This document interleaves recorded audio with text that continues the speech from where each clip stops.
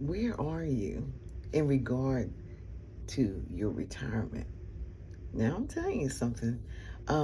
As far as our second win of life, retirement will be a part of that. It wasn't on the first half, but it will be on this half. And it's something that we need to really think about. And not only think about, but put forth action. Hi, my name is Cheryl, and thank you for joining me. We're going to be talking about making sure that we are getting ready for retirement. I've been thinking about mine lately. And the thing is, on next year, I'll be turning 75. Now, the reason why I've been here beyond the conventional time to retire is because I do like what I do, the kind of work I do. But you know what, you guys? I think it's coming near that time now. So it's some things that I have to look at, and I want to share with you what some of those things are, so it may can help you to start getting ready. Because the thing is, it will be coming on this season of our life, on this half. So the first thing you want to think about is, where is your monthly income going to come in? How much? Where is it going to come in from? And you might estimate your monthly living expenses, add up your expected Social Security or your pensions, your retirement accounts, and if you're going to do part-time work.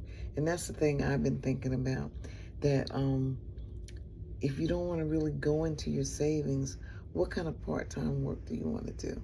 You know, or what can you do? You may not be, your health may not be good. Um, so you have to just look at all that in regard to retirement. That's why it's so important that we have to try to take care of our health. So we have to ask this question: will my income comfortably cover my basic needs so that I can enjoy my retirement? Now, the next point is this: we have to invest in our health. Oh my gosh. Me and my husband went to a retirement dinner, and they served us this steak and this scalloped potatoes, asparagus, and some other stuff, Wonderful dessert. That got me started. So I'm trying to get back on track so that I can start doing my intermittent fasting like I'm supposed to. But I said all that is that you can't eat like you used to. You really have to invest in your health. So you have to make sure that you schedule your regular health checkups. Um, Make sure you're doing your strength training, your cardio, things like that, and definitely stretch.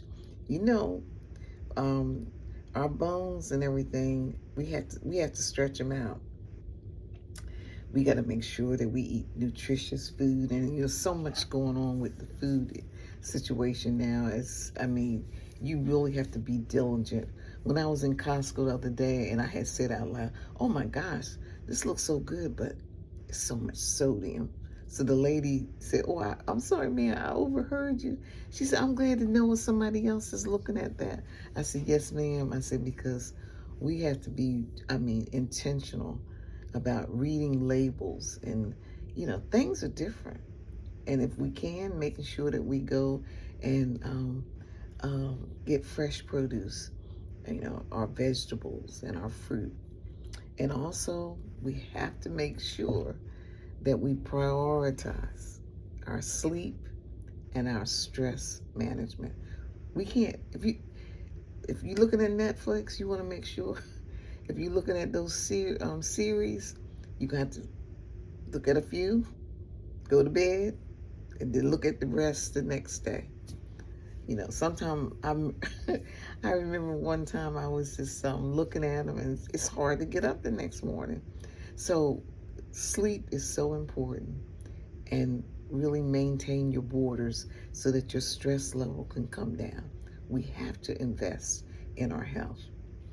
Then another thing is that we want to make sure, in case if there's a crisis of any type, that we organize our legal and financial documents. Do you have a trust in order? Do you have your estate planning in order? All those things. I mean, you guys, to maintain your life, it's a lot. It really is. And so when I'm talking about the paperwork, do you have a power of attorney? Um, do you have a medical power of attorney? If something happens, you got your kids, you don't want them fighting over who's, no, I don't want this to happen to mom. I don't want this to happen to dad. You know, you got to designate who you want to help make decisions.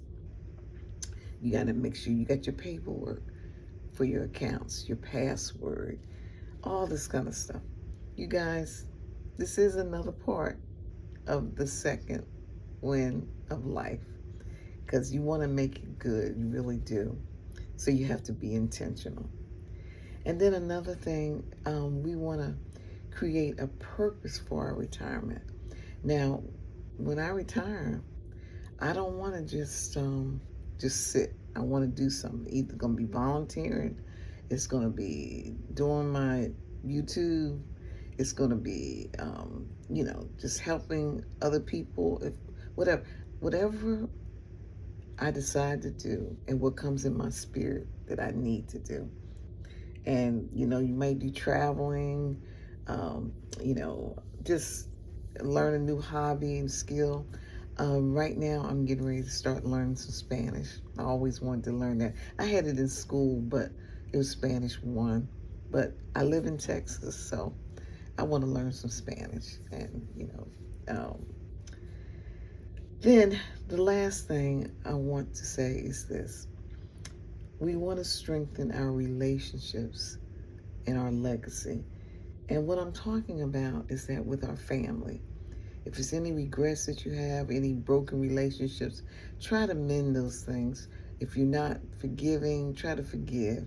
All this is a part of the second win of life.